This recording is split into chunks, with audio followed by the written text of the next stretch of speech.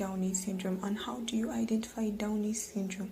You can identify Downey syndrome by the child having a very large palm with a single simian crease or the transverse crease. You can see it is very prominent and you can clearly see it. So let me proceed to the next slide. So here we're having two children having trisomy 18 and trisomy 13. As you can see, trisomy, it arises by an addition of an X chromosome. So both of these two are having trisomy, but of different kinds. And now this is Turner syndrome. Turner syndrome, it occurs where there is partial loss or complete absence of an X chromosome. Characteristic features: in the first slide, we can see that the child has a malformed ear, the child has a very short neck, and in the second and third picture, we're seeing that the child has big or enlarged hand and foot, and it arises due to lymphedema.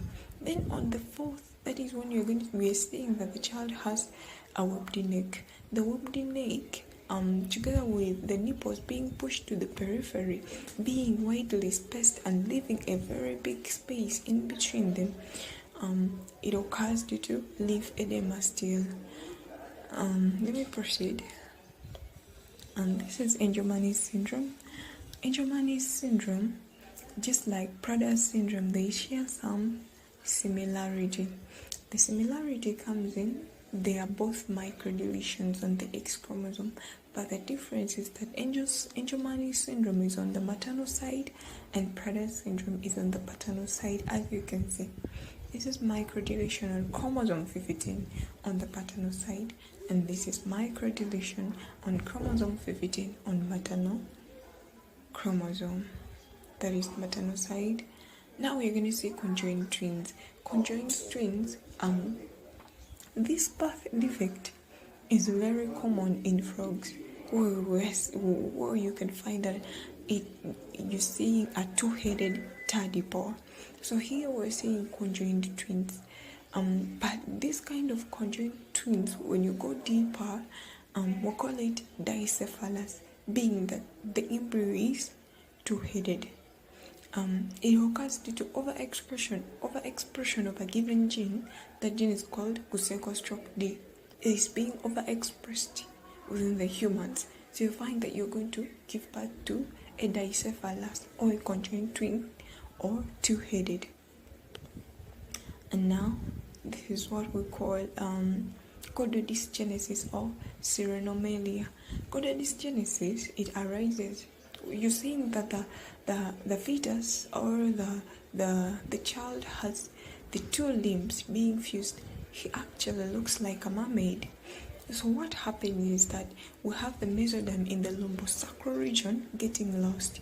When it gets lost, we have the limb buds getting fused. So if the limb buds specifically get fused, because the limbs arise from the limb buds, when they get fused, so you're going to have the limbs also fused.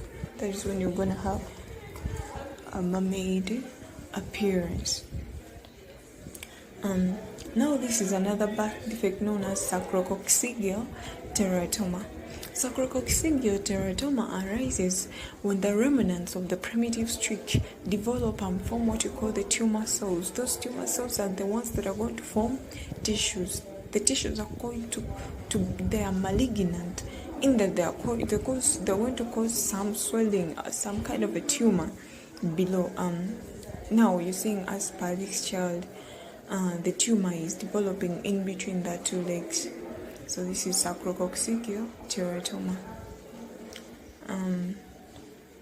The next slide we have, it's a defect that arises from, it's a neurotube defect, NTDs.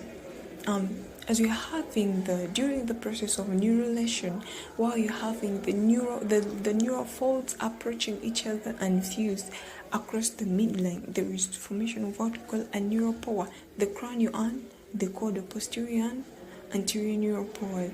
So you find that when the caudal neural pore fails to close, you're going to have spina bifida.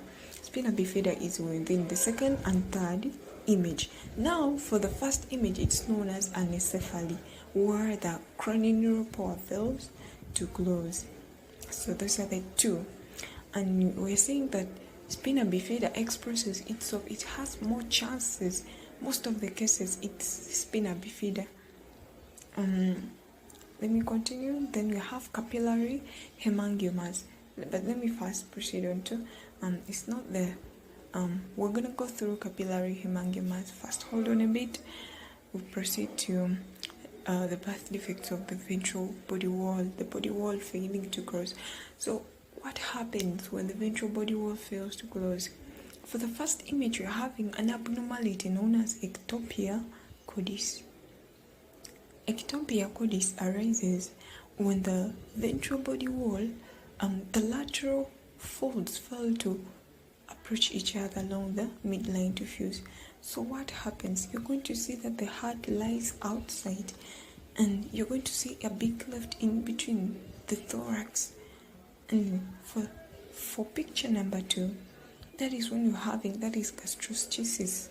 That is when the intestines, the intestinal loops, they move out. They cause hyalination in the umbilicus, that is on the right side. Then for the third image, that is bladder atrophy. The bladder is completely out. That is when the lateral body wall folds fail to approach each other along the midline, that is in the pelvic region.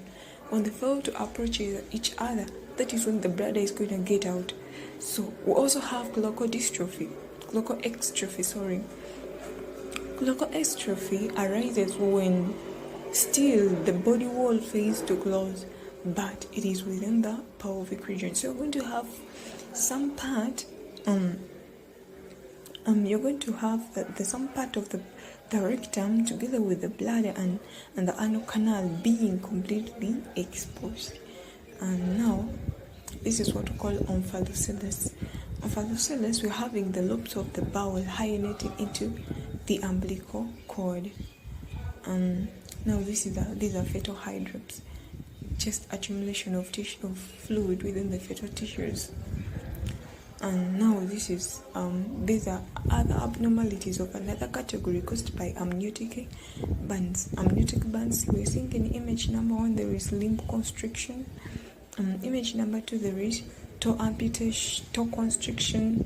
Yeah, the toe is constricted, as you can see. Now for this slide we're having fetal papyruses, whereby in slide A, that is in image B, we're having one twin is larger than the other. So the other one has been very much compressed and mummified in that it is nearer to getting to dying. Then that is per image A. Then per image B, that is when you're gonna have monozygotic twin transfusion syndrome. Monozygotic twin transfusion syndrome, we have the placental vesicular anastomosis. They cause what we call unbalanced blood flow to the two twins. So you're going to see that one of them is larger and the other one is smaller. So, yeah, these are conjoined twins still. The dicephalus, you remember, and craniophagous, where they're joined by two heads. These are still amniotic bands. Cleft lip in image 1, toe amputation B, and together with finger amputations. Then these are abnormal positioning of lower leg. It's actually club feet. It's a deformation still. And this is for comedia, where long bones fail to develop. You're having those short hands, as you can see.